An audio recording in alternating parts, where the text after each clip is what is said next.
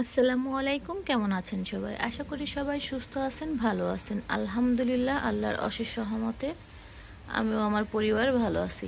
তো সকালবেলা বারান্দায় যখন আসলাম ফুল গাছগুলোকে দেখতে, তো এসে দেখি কি এই যে এই কালারের মানে ফুল, আমি মনে করছিলাম এই গাছটা একটাই, তো দেখি যে পরে না, এইটা আরও একটা আছে।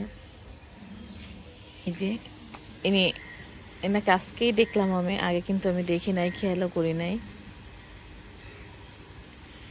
আর আমার এই যে এই গাছটা গোড়াটা বেশ খানিকটা মোটা হয়েছে।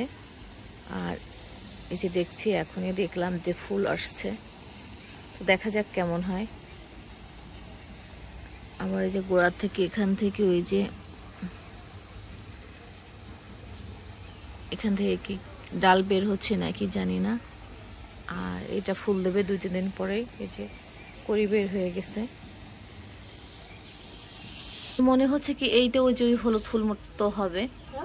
তো এই কয়েকটা ফুল গাছ একই রকম হবে মনে হয়, 3টা। এই যে এইটা, এইটা, আর হচ্ছে যে তোমার এইটা, এই 3টা একই রকম হবে। এই গাছটা কেন জানি না হঠাৎ করে বড়বাবু দেখলো যে আমার এই গাছটা মারা যাচ্ছে কেন।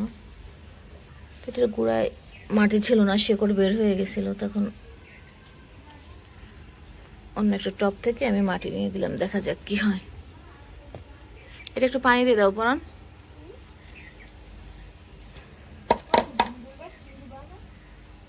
আর এই যে পটের নিচে এরকম একটা দিয়ে খাওয়া হয়ে গেছে। তখন মানে খাওয়ার জন্য এই ছাদে আর কে যাবে, তাই কেটে নিয়েছে। আর এটা দেখি একটা কিছু লাগাই দেব। আসলে কি জানেন, এই গাছগাছালির যত্ন নিলেও মনটা অনেক ভালো থাকে, মানে খুবই ভালো লাগে। হ্যাঁ দেখছি, সূর্যমুখী গাছেও কিন্তু ফুল আসতেছে প্রায় প্রায়, মানে আসার মতো।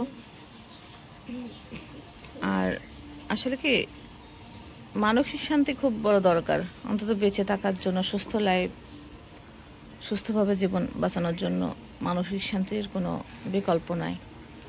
তো যেটাতে শান্তি খুঁজে পাওয়া যায় যে কোনো ভালো কাজে, সেটা করা উচিত।